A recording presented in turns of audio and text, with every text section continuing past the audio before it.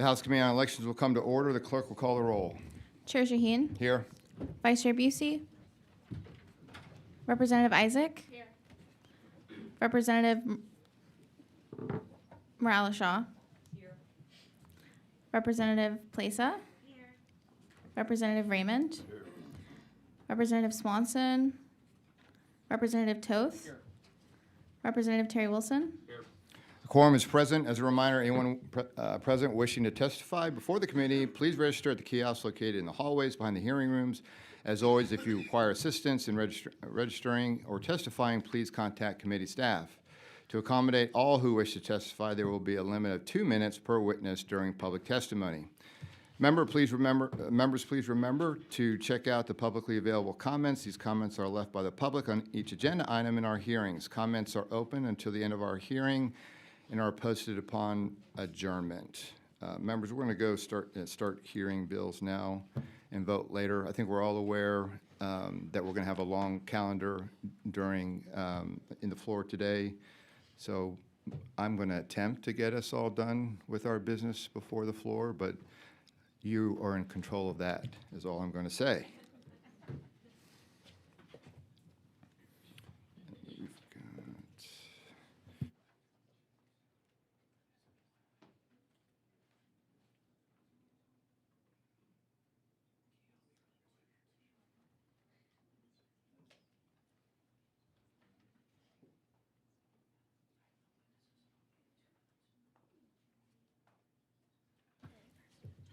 Chair lays out SB 2216 and recognizes Representative Pearson to explain the bill. Good morning, members. Good morning, Chairman Shaheen and members of the committee. Thank you for hearing Senate Bill 2216 today by Senator Hughes. This is a simple election security bill. The bill provides common sense safeguards into the election code. First, it requires all voting equipment to be kept in a locked room with controlled access. Second, it directs the custodian to seal each machine and to record the seal numbers on a log that must also note who removes the seal and why. And finally, it ties every flash drive or memory card to the polling place where it will be used, establishing an unbroken chain of custody for post-election audits.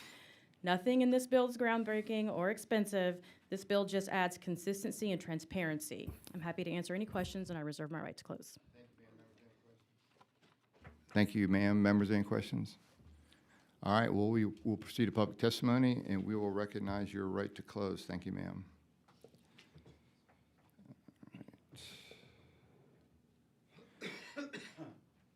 Chair calls Kathy, hold on, sorry.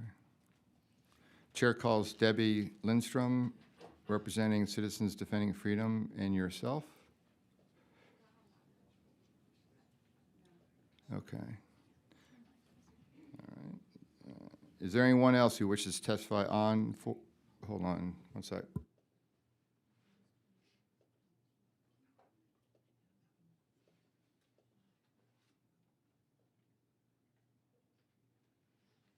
Give us 1 second, folks.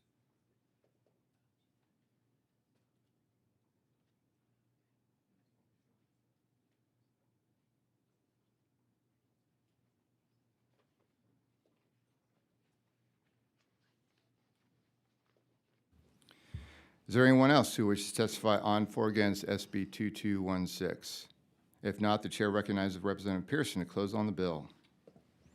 Thank you, Chairman. Members, SB 2216 closes vulnerabilities, strengthens public confidence, and does so without imposing a costly mandate. I respectfully urge your support for this bill, and I close. Thank you, ma'am. Members, any questions? If there's no objection, the bill will be left pending. Is there objection? Chair hears none. The bill is left pending.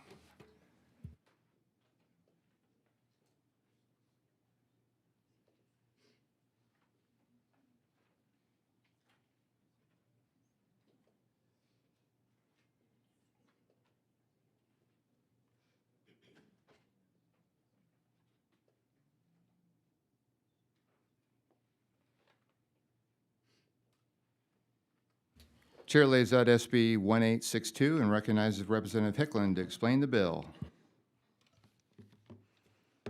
Thank you, Chairman Shaheen and members of the committee for giving me the opportunity to lay out Senate Bill 1862. When someone moves to Texas and applies for a driver's license, they are able to register to vote. However, the state that the new Texan left might not get any notice to remove the voter from their rolls, potentially leading to duplicate registrations. Senate Bill 1862 by Senator Hughes addresses this gap by strengthening voter registration requirements for new Texas residents. The bill would require voter registration applicants to include their full previous address, including street, city, and county, on the application. Current law only requires the applicant provide the city and county where they formerly resided. Currently, the application only requires for the provision of the city and county. That's right. If the applicant indicates the prior residence outside Texas, the voter registrar must document full name, date of birth, current residential address, previous residential address, and then the registrars will then be required to submit monthly reports to the Secretary of State. The Secretary of State will aggregate this information and notify the voter registrar with jurisdiction in the applicant's previous state of residence, so the voter may be removed from that jurisdiction's voter registration list. Chairman, members, thank you again for your time today to lay out this bill, and I'm happy to answer questions. Otherwise, I reserve the right to close. All right, ma'am. Members, any questions? Thank you very much. We'll proceed to public testimony. Chair calls Dr. Susanna Carranza, representing herself.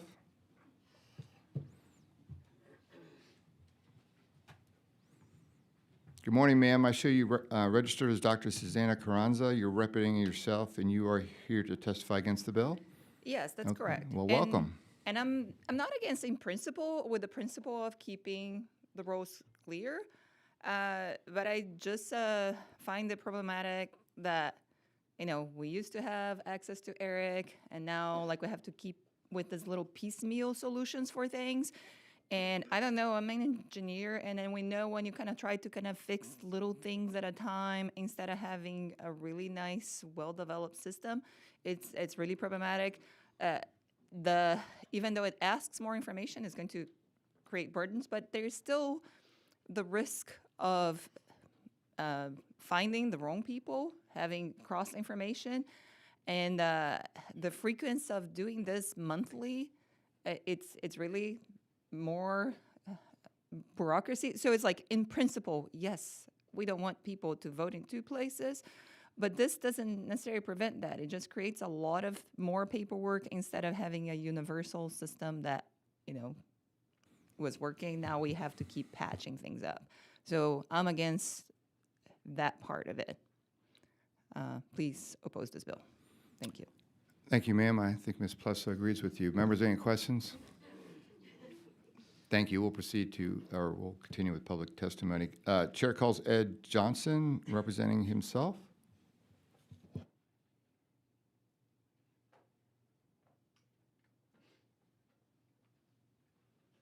Good morning, sir. I show you registered as Ed Johnson. You're here representing yourself, and you're testifying for the bill. That is correct. All right. Well, welcome. Yes, great bill. Thank y'all. This is worked in voter registration, Director Harris County for several years. And before Help America Vote, this is how it was done. Across the state, across the country, you would list your former residents, and at the end of the month, then you would notify that state or county that these people have moved to your county now so they could remove them from the roll.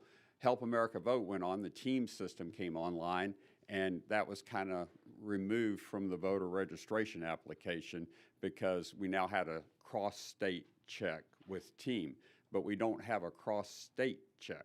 So this is a great thing. It's how it was done for decades to help clean the voter roll. If you move from one state to another, this is how you used to notify other states. So it is something that has been done in the past for many a year, and it worked great.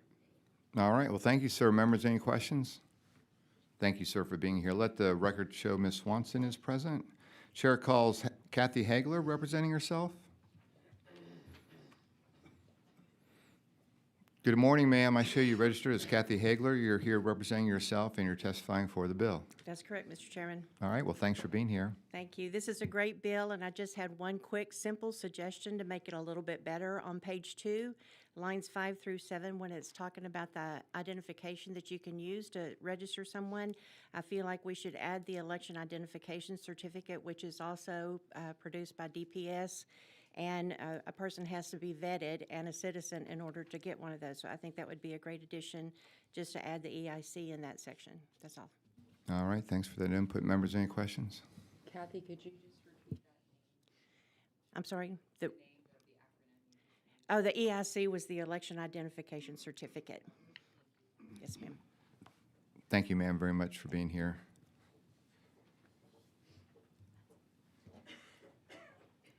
Is there anyone else who wishes to testify on, for, or against SB 1862?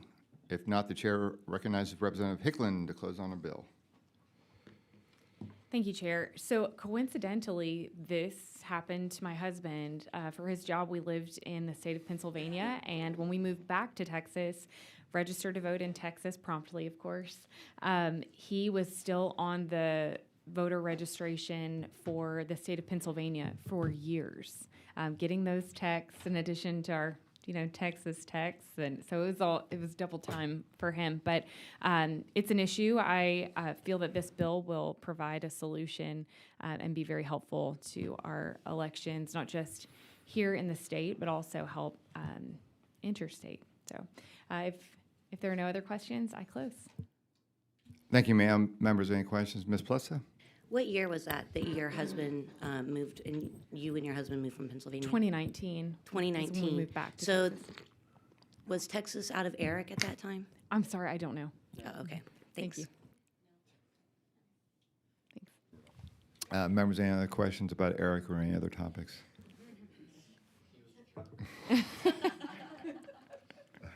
Thank you so much. I close. Thank you, ma'am. If there is no objection, the bill will be left pending. Is there objection?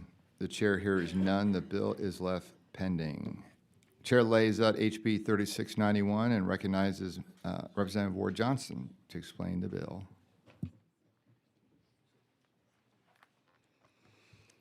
Good morning, Chairman Shaheen, Vice Chair Busey, and members of the committee. This is a simple bill aimed at ensuring that our voters over the age of 65 do not face challenges in completing an application for a ballot by mail. Currently, registered voters over the age of 65 would have to fill out one of these forms and turn it into the Elections Administration in person, or they could have to print it out from home, mail it themselves to the election office. For older voters who might be homebound on limited resources, lacking adequate transportation, or due to an illness, it can be incredibly difficult to get into an office to fill out a form or go through the trouble of printing it out and mailing it yourself. This bill would simply allow registered voters to fill out their application for a ballot by mail online. I can answer any questions. If I have any witnesses, I reserve my right to close after. Thank you, ma'am. Members, any questions?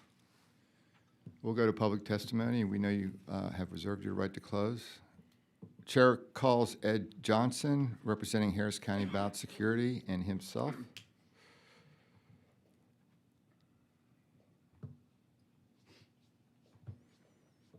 Hello, sir. I show you registered as Ed Johnson. You're representing Harris County Ballot Security and yourself, and you're here to testify against the bill? That is correct. All right, well, welcome.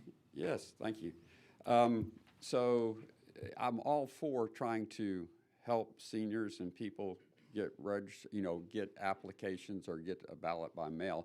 But the one that this really loosens a hole for is you don't have a wet signature to compare to the signature on the ballot. The ballot board, one of their main tools or only tool that you can use to validate that it was the voter that sent this ballot in, is they compare the signature on the application to the signature on the ballot.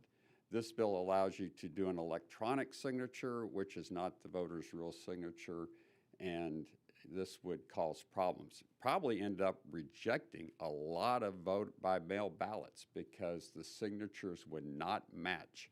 So this would not actually help voters. This would probably end up getting a lot of ballots rejected.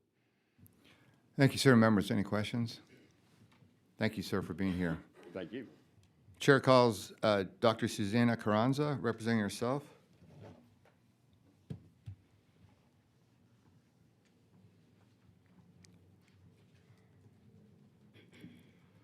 Hello, ma'am. I show you registered as Dr. Susanna Carranza. You're here representing yourself, and you're here testifying for the bill. That is correct. Okay, well, welcome. Again, every time I see a bill that makes it easier for folks to vote, it makes me happy. Thank you. So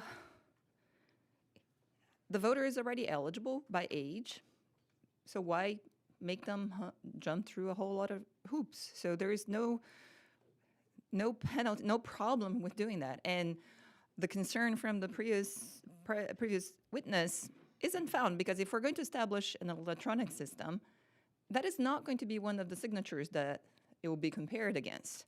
We do electronic signatures for so many things, and this is just the application, it's not the ballot, right? So it's the first step.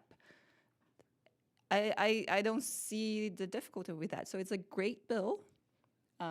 It will help make it easier for a population that might have a harder time reading, the super tiny print in the applications, having to come up with stamps, envelopes, printing, because now people have access to at least smartphones, so they could fill out the application online, but printing is a whole nother difficulty, especially since laws in Texas made it so much harder for officials to distribute the application to begin with. So it's, thank you.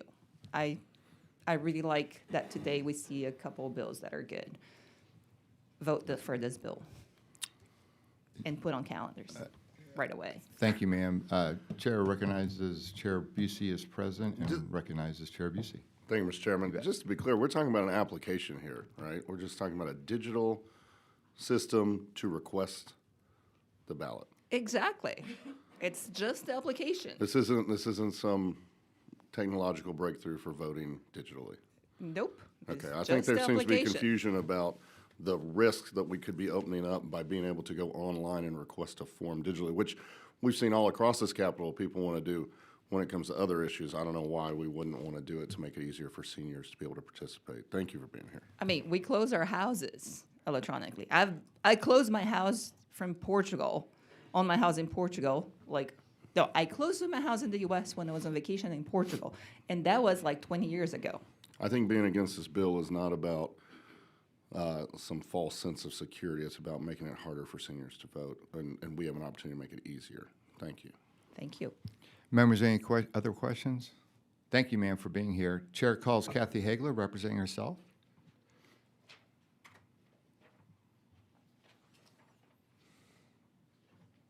Hello, ma'am. I show you registered as Kathy Hagler. You're representing yourself, and you're testifying against the bill. That's correct, Mr. All Chairman. right, well, welcome. Thank you. Most of the voters over 65 wouldn't even understand how to submit an application over the internet, but if they tried, there could easily be a lot of misunderstandings. They might never finish sending the ballot and the application, so they would think it had gone in, but the early voting clerk would have never known that they started it. They could easily miss important information, such as a PII number or what party's ballot they want for a primary. There is absolutely no possible way to use a mouse or iPad to get a signature that the SVC or ballot board could use to reasonably compare the ballot carrier envelope, because we have to compare the signature on the application to the signature on the ballot carrier envelope. I can't even make decent signatures without a mouse.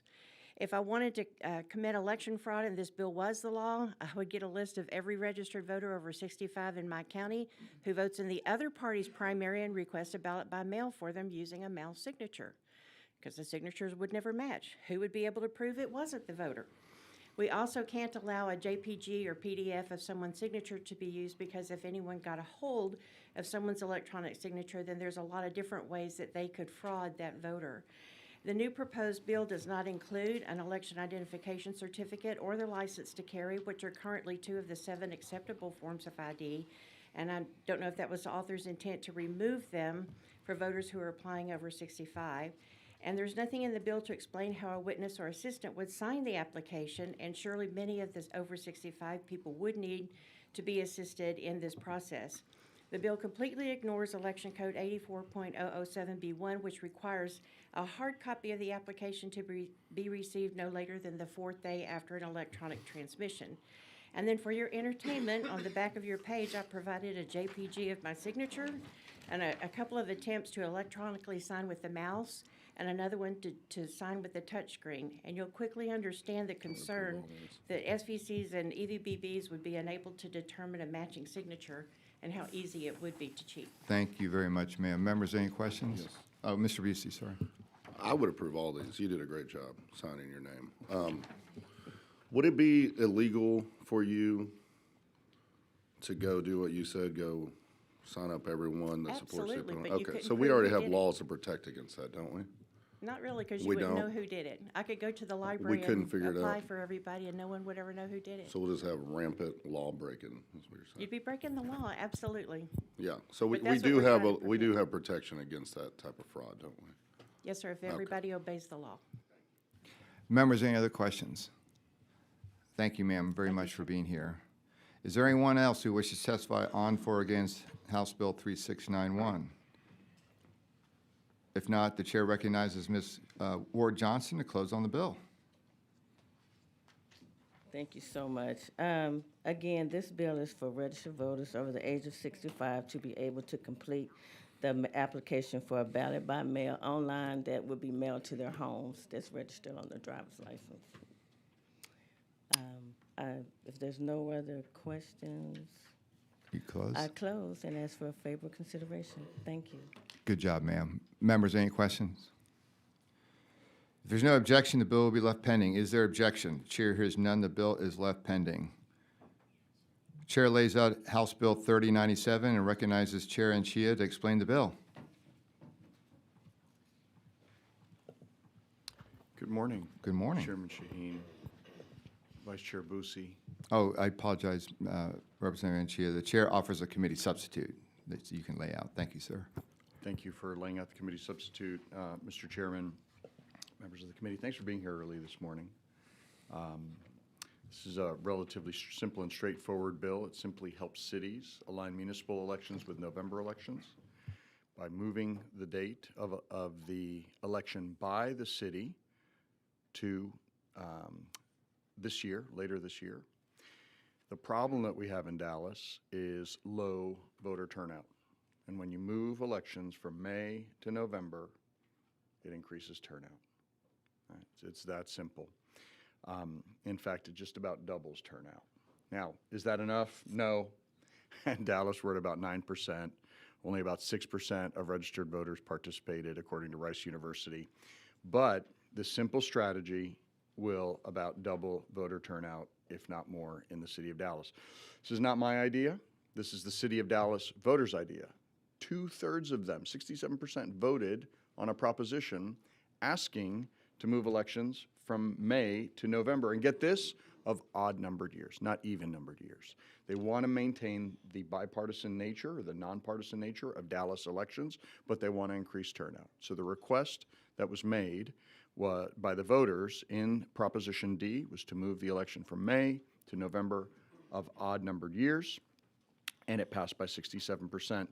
You're going to hear testimony today from elections experts and from my city councilman, Chad West, who are going to talk about the value of this to the city. I just want to highlight it'll save the city about $500,000 per year, and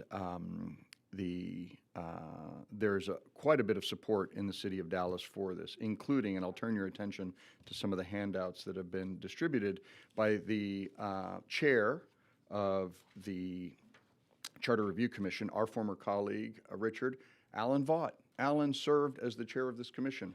I served as the chair 10 years before. This is something that we've been trying to do for a long, long time. Alan sends a letter of support here. And we also have a letter of support by the oldest and most conservative business group in the city of Dallas, and that's the Dallas Citizens Council. And the Dallas Citizens Council is comprised of the area's CEOs and top business leaders who provide guidance on policy issues that will move Dallas forward and serve in the moments that matter most for the city. That letter will be included here. And finally, we have a study from a letter from Professor Zoltan Hajnal at Rice University, noting that since November elections garnered greater participation, moving elections from May to November would allow citizens to take a critical step in addressing the problem of ultra-low voter participation in Dallas city elections. The Senate bill, which is over and eligible, came out unanimous. So, members, understanding that there is no right to reserve to close, I simply ask the chair and the members of the committee to give me the opportunity to close. Thank you, Chairman. Members, any questions? Thank you, sir. We'll go to public testimony. Thank you, Mr. I'd Chairman. like to ask a question real Oh, fast. I'm sorry, Chairman. Chair recognizes Ms. Swanson. Forgive me for not having gotten your bill read yet. Does it only apply to Dallas County or the whole state, or? The way it's drafted in state statute, the existing law in state statute provided a deadline by which cities had to elect to move elections from May to November. The city charter review process was after that deadline. So this moves in state statute the date for election to later this year, December 31st, I believe, of this year. So it applies statewide. It lets Now, that- anybody who wants to do that That's right. change. That's But it right. would be optional whether they wanted to change. That's right. Okay, thank you. Thank you, Representative. Members, any other questions? Chair calls Ed Johnson, representing Harris County Security, and himself.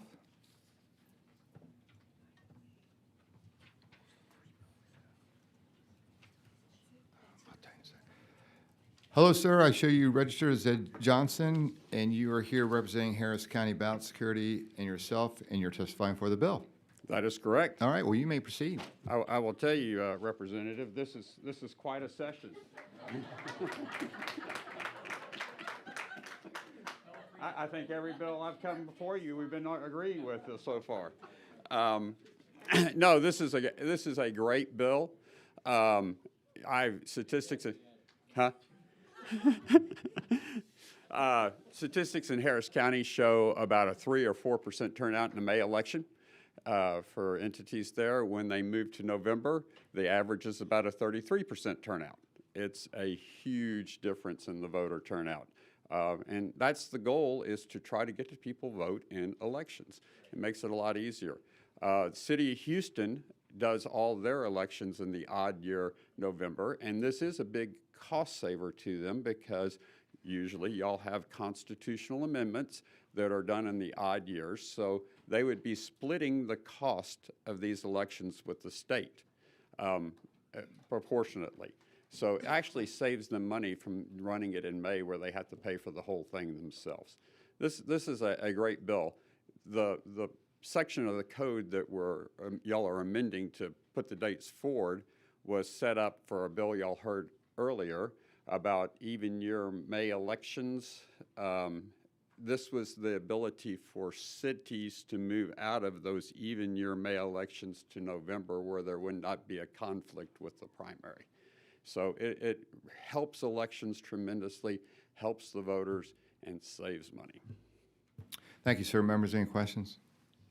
Thank you very much for Thank you. testifying. Chair calls Dr. James Wilson, representing himself.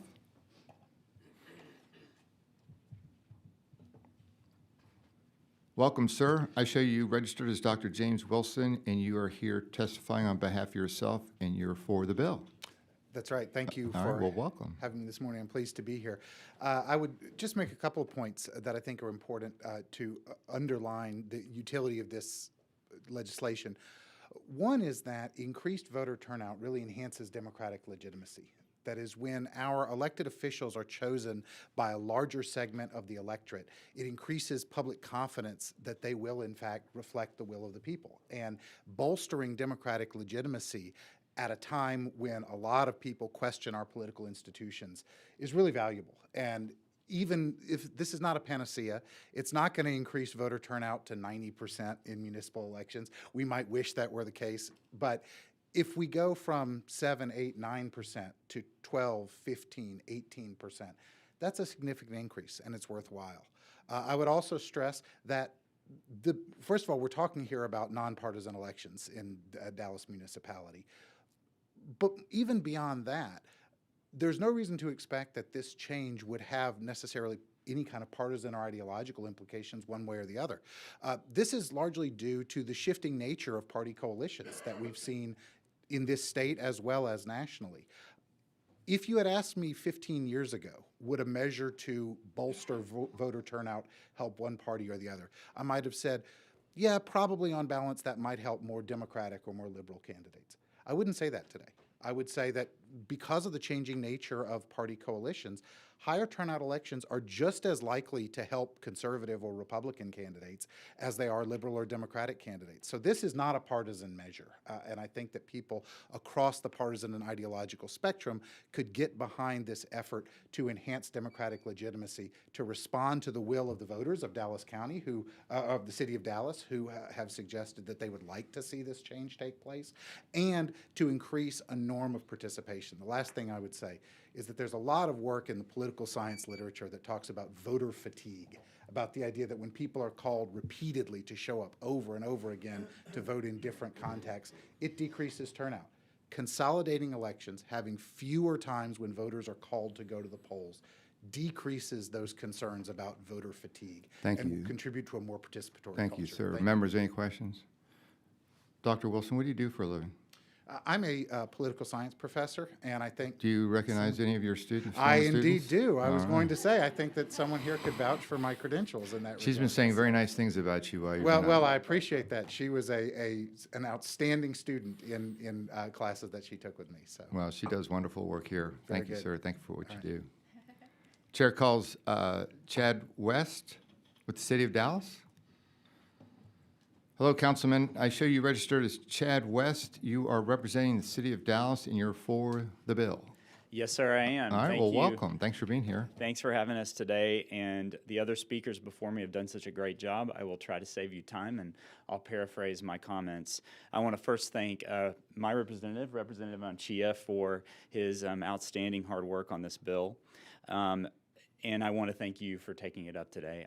In addition to being on the Dallas City Council, I also chair the Government Performance and Financial Management Committee for my colleagues, which is our version of DOGE in a sense, in our attempt to try to cut down on waste in the city of Dallas. As the other speakers have mentioned, consolidating our elections, putting them in November, will save approximately $500,000 in taxpayer resources every election cycle. I want to be very unequivocal here that the voters, the City Council, and the City of Dallas do support this bill. Because we have heard some chatter otherwise, we are completely in support of this bill. In addition to all of the other support that Representative Anchia mentioned, this was the only bill on our charter out of 20 that the League of Women Voters came out en masse and supported to encourage better voter turnout. So, you know, the other speakers had mentioned that this will enhance local flexibility, improve voter turnout. Our last election, which just occurred on Saturday, we saw 8.4% of voters. That's it, out of the entire city of Dallas. Our voters, our city council, our city wants to see that voter turnout increase. We want to see it double or do even better. And this is our first step in getting us that way. As the other speakers have mentioned, we are looking at keeping these in November. In fact, in odd years. In fact, our charter restricts it to doing so. So it will be in November of odd years if you allow us to do this. Thank you. Thank you, sir, for being here. Members, any questions? Thank you, sir, very much. Is there anyone else who wishes to testify on, for, or against House Bill 3097? If not, the chair recognizes Chairman Anchia. The committee substitute is, no, I'm sorry. I'm going to recognize you, sir, to close, and then we'll withdraw your committee substitute. Thank you, Mr. Chairman, for the opportunity to close. In further response, Representative Swanson, to your earlier question, I did a quick search on the legislative history. In 2011, Senator Vanderpute moved this exact date from December 31st, 2010 to 2012. In 2015, Senator Troy Frazier made this exact change up to 2016. In 2017, Senator Birdwell made this change to 2018, and most recently in 2023, Senator Blanco and Representative Buckley amended this section, moving it to 2024. So we're just moving it 1 year later to 2025. Why not forever? Could do, of course, but the bill is just for this last year. Act fast.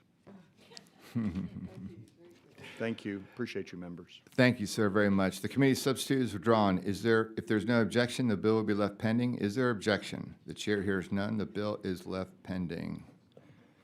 Chair lays out SB 108 and recognizes Representative Toth to explain the bill.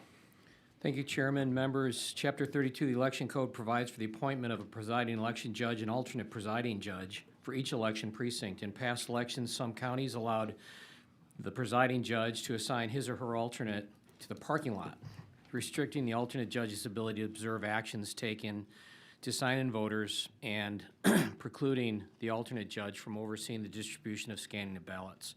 SB 108 would ensure a sharing of the political power by creating a procedure where both judge and alternate judge may appoint clerks. And with that, I look forward to the opportunity to close. Thank you, sir. Members, any questions? All right, we will proceed to public testimony.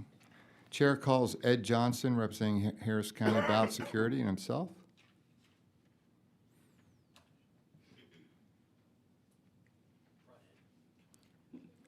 Hello, sir. I show you registered as Ed Johnson. You are here representing Harris County Ballot Security and yourself, and you're testifying against the bill.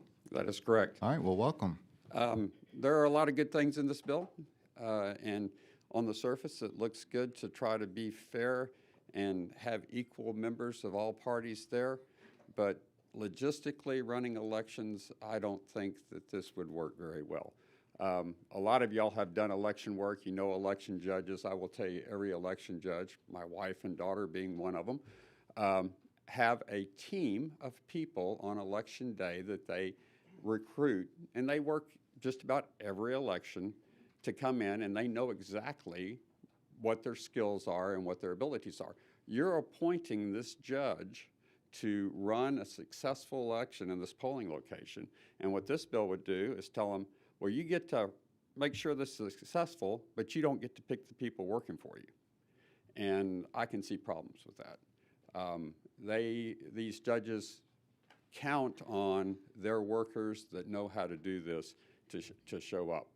What I think would be great, because I would love to have, in some Democrat locations, I would love to have more Republicans in there.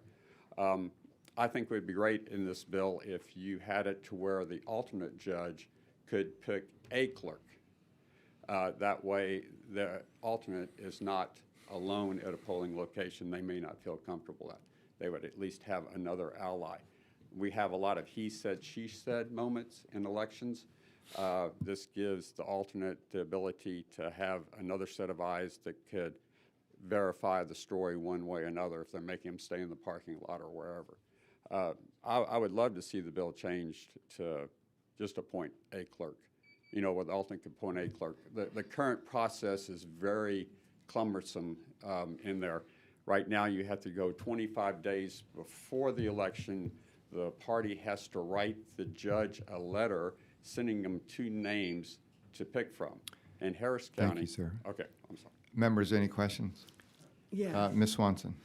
I'd like you to, if you would, finish that sentence and then remind me, did we fix this problem that they can take the member of the opposite party and send them to work the parking lot, or does that still need to be fixed?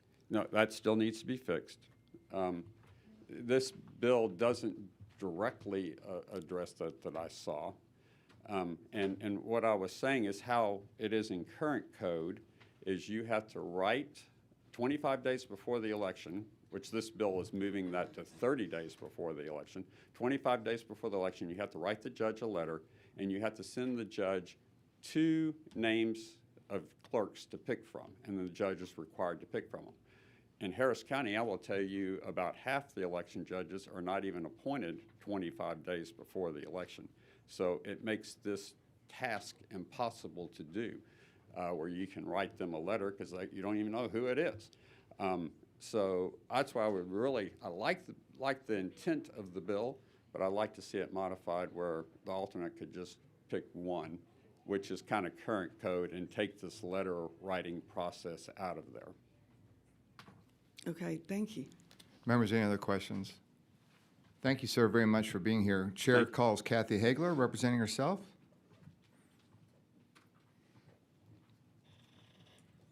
Welcome back, ma'am. I show you registered as Kathy Hagler. You're representing yourself, and you're neutral on the bill. Yes, sir, that's correct, Mr. Chairman. Okay, well, you may proceed. I'd like to be 100% for this bill, but I can't right now, and I'll explain why. So in your handout, you'll see the specific page numbers and line numbers, but there's two different places where it says the presiding judge and alternate judge shall each appoint a clerk. That means there's going to be at least 4 people in the polling place. But then page 3, line 5 says if only 1 additional clerk is to be appointed, that means there could be 3. So we need to clear that up if we're going to require a minimum 3 or a minimum 4 in every polling place. And then number 2, I realize that the bill's trying to achieve parity in the polling place staff, but there really are some of the things that Mr. Johnson pointed out. The presiding judge is responsible to be sure that the polling places run smoothly, all the laws are being followed. They need clerks who will take their training seriously and perform their assigned duties well. They need people who are friendly to the public, yet capable and qualified. The presiding judge has to make an effort to have bilingual clerks at the polling place and needs at least 1 or 2 people who are good with technology and equipment. The alternate judge does not have responsibility for any of those things unless they're filling in the presiding judge's absence. So I do like the idea of allowing the alternate judge, as Mr. Johnson said, to get at least 1 clerk when 4 or more clerks will be used, but the presiding judge should be able to select their own clerks for all of the rest of the clerk positions if there's more than 4. I've had calls where a presiding judge appointed a teenager who sat in the corner and played games on his phone all day, and the EA wouldn't do anything about it. That's the kind of thing we're trying to avoid. And I'm sure you've heard that sometimes the parties don't agree in the polling place, although sometimes they get along beautifully. And then the third thing is on section 6, page 4, starting on line 10, is about the central counting station. But in the central counting station, we don't have an alternate judge in general election for state and county offices, but the bill is written as if there always is an alternate judge. And then number 4, there's no parity of clerks proposed for the signature verification or early voting ballot board. Those are my concerns. Thank you, ma'am. Members, any questions? Thank you very much for being here. Chair calls Susan Cumby, Dallas County GOP and self.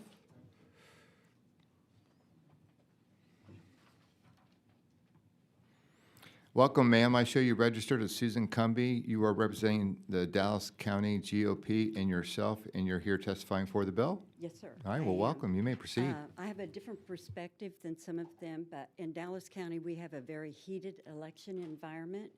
And as the party chair for our elections, I had the opportunity to work with Hyder Garcia repeatedly throughout this election. And we attempted to work in a harmonious relationship, but the games quickly began when Hyder told us that we would be allotted only 1 election Republican clerk at our 71 early voting locations. We knew that that was incorrect, so we countered. He then gave us 2 clerks, and we countered again in early voting, and we ended up with parity finally. But that's a fight that we should not have to be making in that area. Also, I like the part that said, entitles the alternate judge to observe and participate in all procedures at the polling location. Mr. Garcia decided to send out a letter prior to early voting and election day stating that the presiding judge has sole authority in assigning work duties and developing the schedule, which I find to be a problem because you can manipulate the number of people at the polling location when you're in charge of the schedule. And again, I go back to when I worked as an early voting alternate judge, I was great at wiping off screens and handing out stickers. I have one request that this be extended to the municipal elections because on May 3rd in our last election, we had 7 early voting locations that were staffed by one party only. And I think it's important that we see a representation from both parties. Thank you, ma'am, very much for being here. Members, any questions? Thank you. Thank you. Is there anyone else who wishes to testify on, for, or against SB 10? I signed in, but I want to change from just a position to actually testify. You want to testify? Okay, Yeah. give us one moment to update the, So, ma'am, I show you registered as Dr. Susanna Carranza. You're representing yourself, and you're here testifying against the bill? That's correct. Okay, well, welcome. You may proceed. So I mentioned many times before that I work as an election judge. And there are a couple of things that this bill doesn't take into account. The signature on the dotted line is the presiding judge, is not the alternate judge. The only signs and has the responsibility if the judge is not present. If you're going to give the authority to the alt to have its own team, is actually going to make elections, running in the polls, more contentious.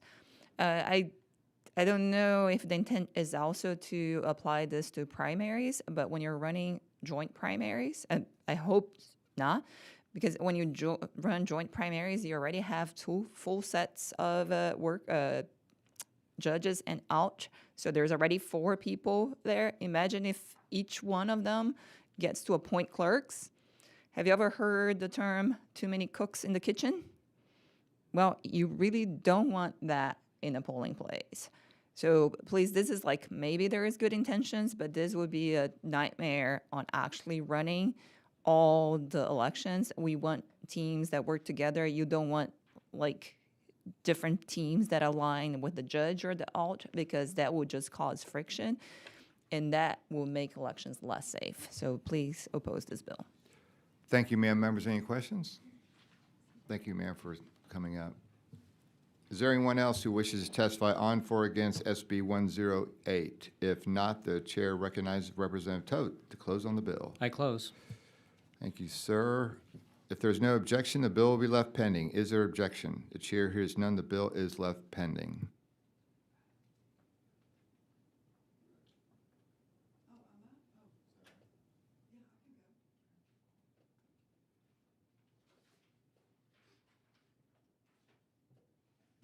Chair lays out SB 1541 and recognizes Representative Swanson to explain the bill, and the chair offers a committee substitute.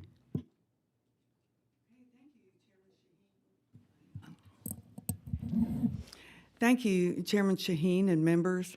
After a November election held in even-numbered years, the Secretary of State is required to select 4 counties at random to be audited. 2 of the counties selected must have a total population of less than 300,000. 2 of the counties selected must have a total population of 300,000 or more. And a county selected in the most recent audit cycle may not be selected in the current audit cycle. That's current law. In conversations with the Secretary of State during an interim hearing, concerns were raised about what actions the SOS is allowed to take following the randomized post-election audits. If a county randomly selected for a post-election audit fails that audit, SB 1541 allows the Secretary of State to monitor elections in that county for the following 2 years, along with coordinating with local election officials to develop a plan to help remedy any identified issues. Allowing the SOS to work closely with the county's election officials greatly improves the chances that the issues will be remedied, placing a greater trust in our election system. If a county working with the SOS does not adequately remedy the identified issues that the SOS has identified, SB 1541 then allows the SOS to place that county under administrative oversight. Members, statute currently allows the Secretary of State to conduct administrative oversight for Harris County under certain conditions. This bill simply allows the SOS the same remedial tactics for counties that fail the randomized post-November election audits as well. Thank you, Chair Shaheen, Vice Chair Busey, and fellow members. I'm available to answer any questions you may have, and I respectfully request my right to close. Yes, ma'am. Members, any questions? Okay, we will proceed to public testimony. Chair calls Ed Johnson with Harris County Ballot Security, and also representing yourself. Welcome, sir. I show you registered as Ed Johnson. You're representing Harris County Ballot Security and yourself, and you're testifying for the bill. That is correct. All right, well, you may proceed. Yes, this bill has worked very well for Harris County. You know, in 2022, there was great turmoil in that election in Harris County where there were multiple failures.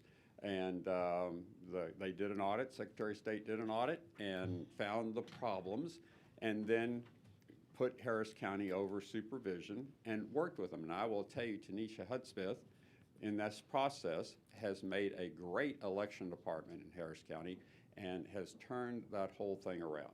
And I think it's joint efforts like this with the counties and the Secretary of State. If they have an audit and they identify a problem, this gives the Secretary of State the ability to help that county fix those problems so that they can have successful elections. Thank you, sir. Members, any questions? Thank you, sir, for being here. Chair calls Emily French with Common Cause, Texas.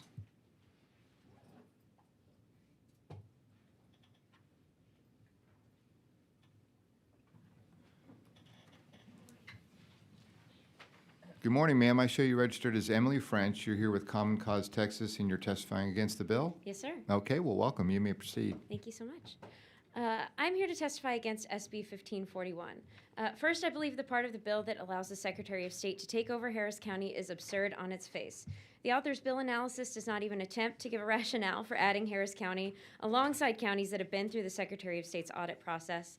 I would be surprised if there is a rationale to be given besides the desire for partisan control over Harris County's duly elected officials. I'm also concerned with the portion of the bill that allows the Secretary of State to take over a county's election processes if the county fails the audit. You know, they say dress for the job you want, not the job you have. I think legislate for the Secretary of State you're most afraid of, not the Secretary of State you have, right? Although I believe our current Secretary of State has displayed fairness in their audit process, this bill would give a great deal of power to all future Secretaries of State if it became law. It would also empower acting Secretaries of State who have not been, and some who will not be, confirmed by the Texas Senate. At best, this bill allows a takeover as a good faith effort to improve a county. At worst, it empowers a politically motivated, appointed official to remake a county in whatever image they want. It could allow a gubernatorial appointee to close beloved polling places or slice voting or office hours within the law that voters may need in the name of budget cuts, and they would never be accountable to the residents of that county for doing so, as that county's election officials would be. County election officials want to run elections that are fair, secure, and efficient. We should encourage cooperation with the SOS's office, not demand compliance under the threat of takeover. Thank you. Thank you, ma'am. Members, any questions? Okay, thank you. Chair calls Kathy Hegler, representing herself.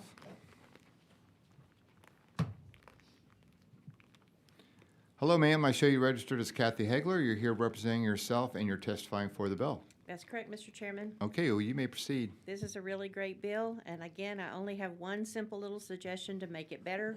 On page 1, lines 13 and 14, instead of bracketing this to counties with a population of 4 million or more, I would like you to consider changing that to counties with 1 million or more, so that we would have the same level of accountability for all 7 of the larger counties. That'd be my only request. Thank you. Thank you, ma'am. Members, any questions? Thank you. Chair calls Zachary Doling with the Texas Civil Rights Project.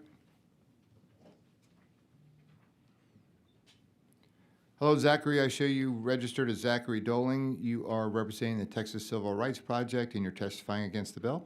That's correct. All right, well, welcome. Thank you. SB 1541 allows the Secretary of State to administratively oversee any county that fails a purportedly random election audit. Whether a county has failed, of course, is entirely up to her. This is undemocratic. It allows an unelected political appointee to seize control of local affairs from locally elected officials. True, this bill does permit the Secretary to instead work with a county to develop a remedial plan, but that does little to mitigate our concerns. After all, it is entirely, once again, up to the Secretary to decide whether a county has failed to adequately follow that plan. If so, she can then unilaterally order administrative oversight, bringing us right back to step 1.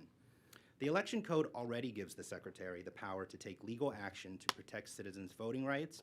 This includes the power to order election officials to cease conduct that imperils those rights. SB 1541, in contrast, is an unnecessary and drastic step that imposes all manner of additional costs on both the Secretary and the targeted county. And it does so without the benefit of the due process afforded through existing legal means. We do not oppose the Secretary opining on how counties might improve their elections processes. In fact, the Secretary often does so through authoritative statewide advisories. But placing a county's elections under administrative oversight is something entirely different. The resources expended on such oversight would be far better used on statewide voter education efforts, leaving counties to focus their time on delivering secure, accessible elections for all Texas voters. For these reasons, we ask the committee not to report SB 1541 favorably. Thank you. Thank you, sir. Members, any questions?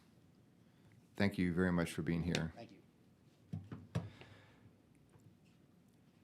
Is there anyone else who wishes to testify on, for, or against SB 1541? If not, the chair recognizes Representative Swanson to close on the bill. Thank you, Mr. Chairman, fellow committee members. SB 1541 simply gives the Secretary of State the ability to help counties that fail post-election audits, helps them remediate their issues. I close and respectfully request favorable consideration from the committee. Thank you. Thank you, Representative. Members, any questions? The committee substitute is withdrawn. If there's no objection, the bill will be left pending. Is there objection? The chair hears none. The bill is left pending. Chair lays out SB 827 and recognizes Representative Diala to explain the bill. Good morning, sir. Good morning. Thank you, Mr. Chairman. Members, in recent years, concerns over the accuracy and integrity of electronic voting systems have grown, leading to calls for increased election transparency and auditability. While Texas law currently requires post-election hand count audits, the evolving landscape of election security necessitates a more robust, standardized approach to verifying electronic vote tabulations. This measure makes the existing process even better, expanding the required hand counts and encouraging districts to conduct additional audits. I was particularly concerned about transparency.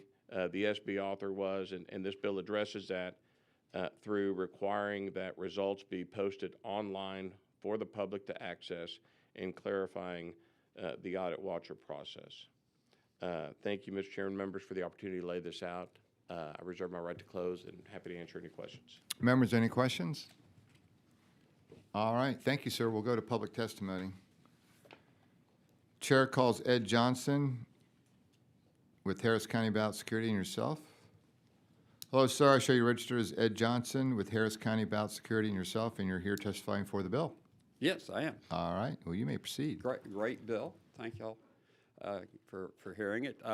I will tell you, anytime you can make the election process more, I guess, secure and open, this increases the confidence of voters, and when you do that, it increases the turnout. I think this is a great thing to do, to have these hand-counted audits. That way, you know, there takes questioning of are the systems working correctly or not, hopefully out of the picture. Thank you, sir. Members, any questions? Thank you, sir, very much.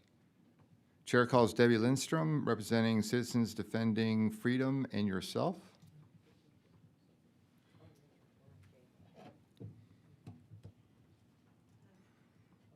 Good morning, ma'am. I show you registered as Debbie Lindstrom. You're here representing Citizens Defending Freedom and yourself, and you're testifying against the bill. Yes, sir. Okay, well, welcome. You may proceed. Chairman Shaheen and committee members, I'm Debbie Lindstrom, Texas Elections Director for Citizens Defending Freedom, and I oppose Senate Bill 827 because it fails to address the most critical vulnerability in our election system, the central aggregation computer. In our election system, votes follow a three-step path.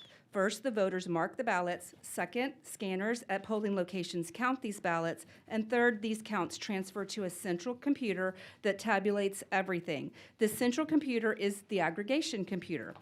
Senate Bill 827 only checks step 2, the scanners. It completely ignores whether these counts remain accurate when they reach the central computer in step 3. This creates a dangerous security gap. Think of it like this. Imagine collecting money for a school fundraiser. Classroom A collected $100, Classroom B collected $150, and Classroom C collected $75, totaling $325. But when the principal combines everything at the main office, there's only $275. Something happened between the classroom and the main office. If you only verify that each teacher counted correctly but never check what reached the office, you'd never know about the missing money. This bill creates a serious problem by shifting from precinct level to polling location audits. Texas law organizes our election systems by precincts, not polling locations. When multiple precincts vote at a single countywide polling location, ballots are still organized and reported by precinct. The central aggregation computer tabulates votes by precinct. If we only verify at the polling place and the central system manipulates data at the precinct level after transferred, we miss it completely. This audit would rely on results tapes printed by voting machines, just computer printouts of the same system we're trying to verify. It's like asking students to grade their own test. So a proper audit must follow votes through the entire process, from manual counting to paper ballots to the comparison of both the scanner results and central aggregation. And with that, I ask you to oppose this bill. Thank you, ma'am. Members, any questions? Thank you very much for being here. Chair calls Jennifer Doinoff with the Texas Association of County Election Officials and herself. Good morning, ma'am. I show you registered as Jennifer Doinoff. You're here representing Texas Association of County Election Officials and yourself, and you're testifying for the bill. That's correct. All right, well, you may proceed. Thank you. We are glad to see this bill here. There was a similar bill in the last session that didn't pass, and there was probably a reason for that, because this bill that came back this year actually added a lot more safeguards that we think are going to help make the process a lot better. So we appreciate the author for bringing this bill. It was a priority that we identified during the interim in an effort to bring voter awareness and confidence to our election in both our pre- and post-election audit processes.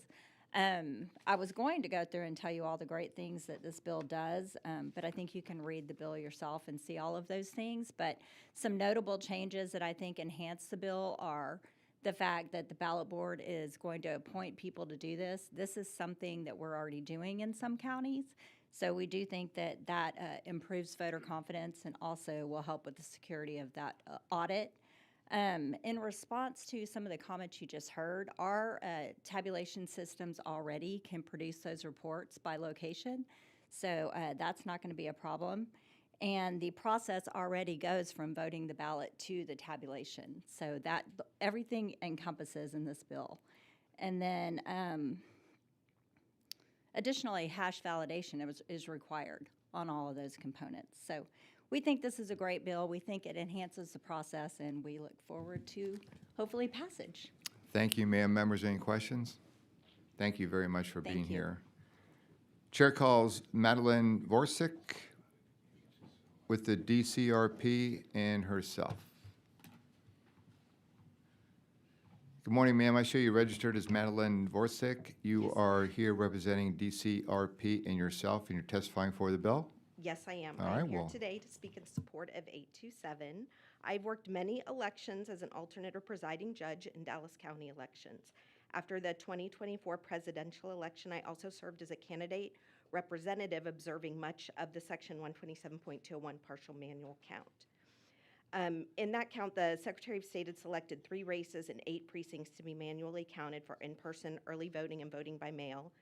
The most glaring problem with the count was that the County Elections Department used reports generated from the electronically tabulated results from the Central Count Accumulator to conduct the manual count.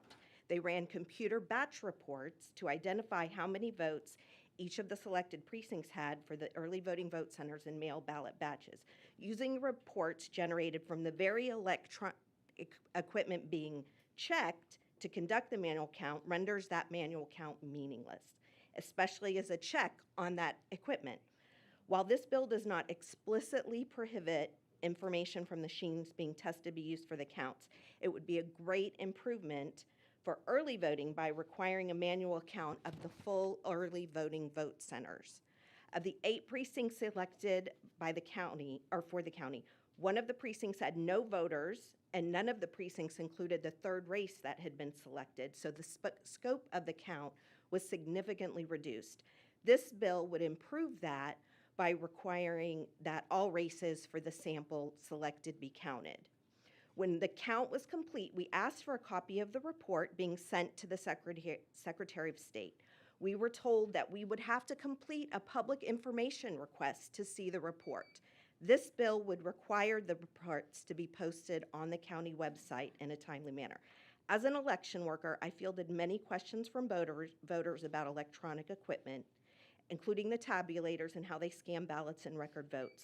I believe a meaningful manual count check on the electronic equipment is a crucial part of helping to ensure not only the accuracy of the equipment, but also bolstering the voters' confidence in that equipment. Thank you very much, so ma'am. much. Hold on one second. Let's see if we have any questions for you. All right, you're great. Thank you.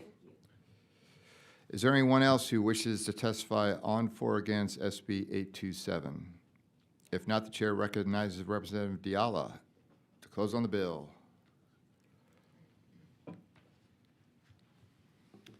I close. Happy to answer any questions. All right, any questions? Thank you. Ms. Morales-Shaw? Quick question. My understanding, Rep. Diala, is that right now the judges have 21 days. Would you be open to an amendment that just makes sure that that provision is still there? Because otherwise, you're putting the judges in two places at one time, and there's a conflict with the way it currently stands. I would be happy to visit with you about that. I've Okay. got to look at this Okay. with that we can- specificity and talk to Senator Arthur. Thank you. Any other questions? All right, thank you, sir. If there's no objection, the bill will be left pending. Is there objection? The chair hears none. The bill is left pending.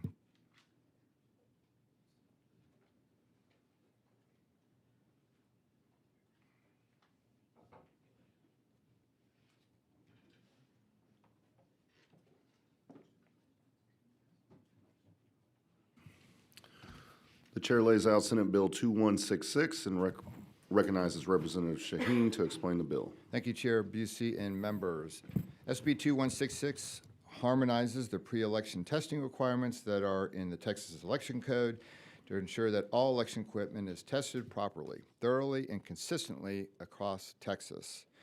Senate Bill 2166 enhances the testing protocols for voting tabulation equipment in Texas elections.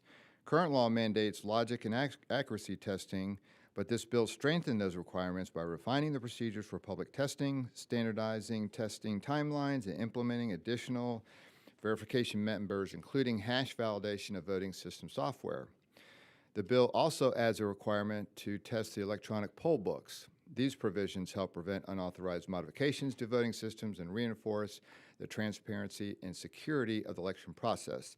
The bill also clarifies the responsibilities of election officials in conducting and documenting testing procedures by aligning testing protocols with best practices, increasing public accessibility to election integrity measures. With that, members, I'm happy to answer questions and reserve the right to close. Members, any questions? Thank you, Mr. Chairman. We reserve your right to close. The chair calls Jennifer Dornoff. We show you as Jennifer Dornoff on behalf of the Texas Association of County Election Officials and yourself, and you are for the bill. Is that correct? That is correct. Thank you. You may begin. Okay, again, this is another issue that we identified in our priorities to each of you. This also standardizes our pre-election audit, so it goes hand in hand with the bill we just heard by clarifying a lot of I guess, gray areas that we've heard in the past from people who come to the LNA test, including what a representative sample is, exactly what the process is for conducting that. And so we appreciate this bill. We appreciate the clarity in the bill. We think this will help us do these tests consistently from county to county and help us be able to explain to observers and members of the public exactly what they can look for. So we think this bill enhances the process, and we look forward to passage. Members, any questions? Thank you, ma'am. Thank you. The chair calls Debbie Lindstrom.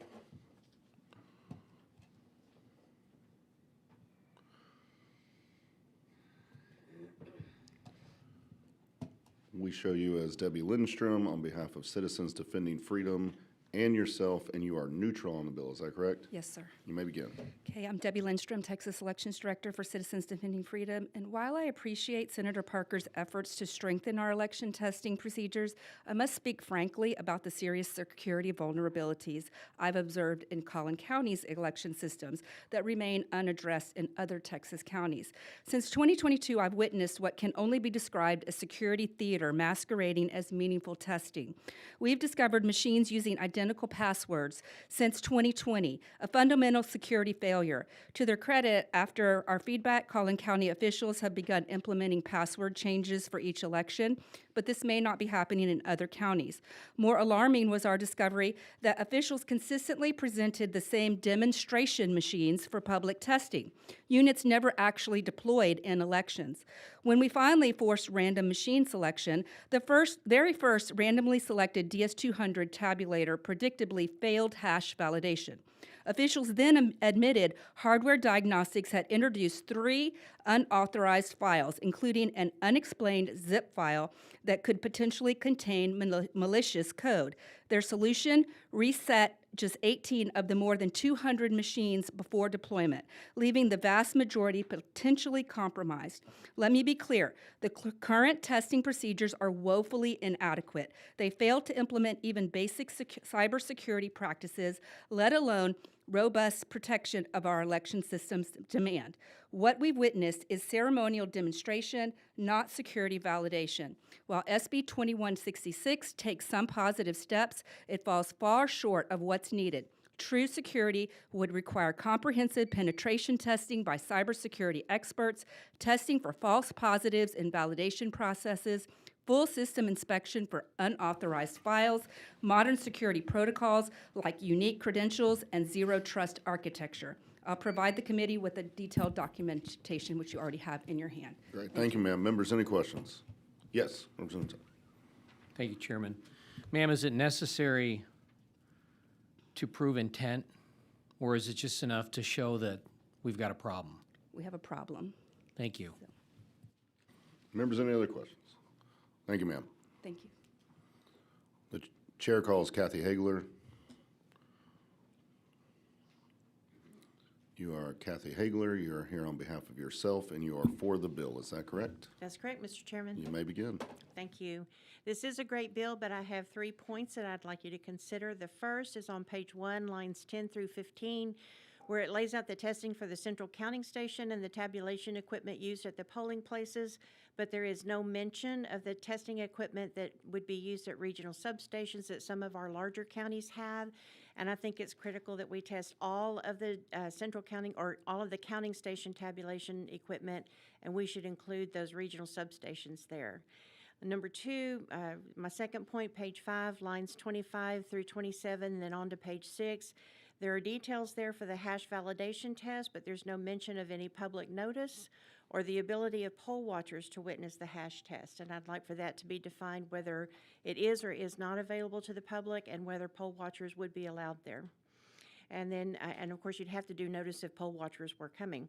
And then the third point would be on page 9, item C. It lines out all of the procedures for testing, but again, it does not mention poll watchers.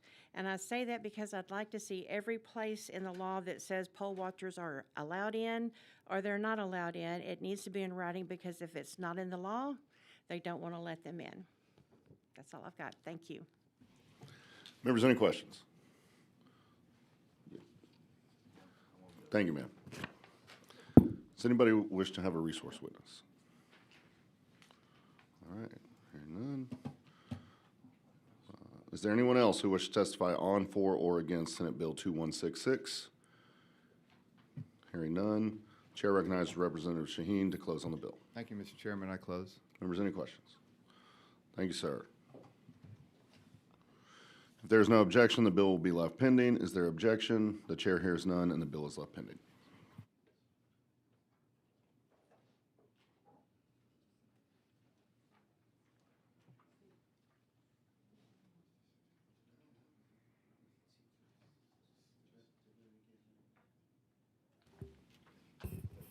All right, that's all our bills, members. We're going to go to vote.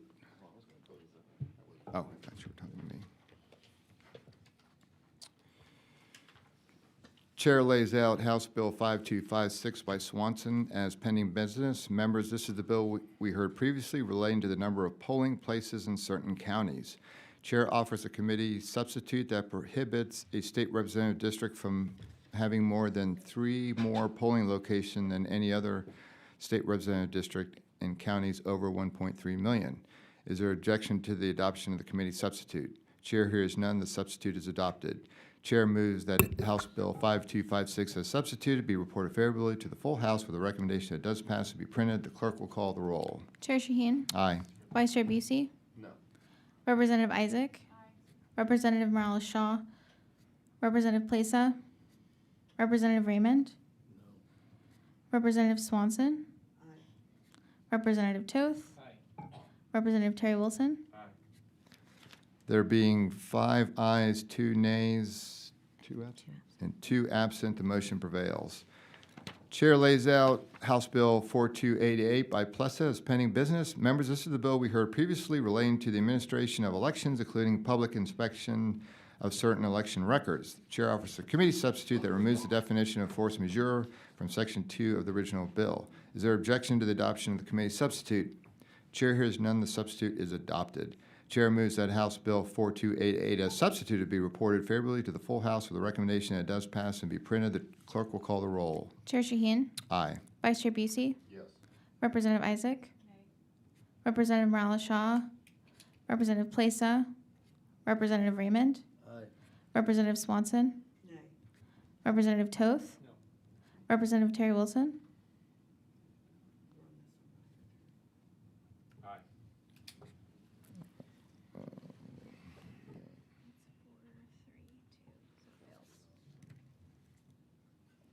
There being 4 ayes, 3 nays, and 2 absent, the motion fails.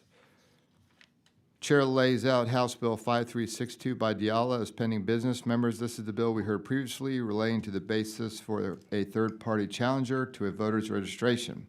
Chair moves that House Bill 5362 without amendment be reported favorably to the full House with a recommendation that it does pass and be printed. The clerk will call the roll. Chair Shaheen? Aye. Vice Chair Busey? No. Representative Isaac? Representative Morales Shaw? Representative Plesa? Representative Raymond? No. Representative Swanson? Representative Toth? Representative Terry Wilson? There being 5 ayes, 2 nays, and 2 absent, the motion prevails. Members, that concludes today's agenda. Is there any further business for the committee to address? If not, the chair moves to adjourn. Is there objection? Hearing none, the House Committee on Elections stands adjourned, subject to the call of the chair.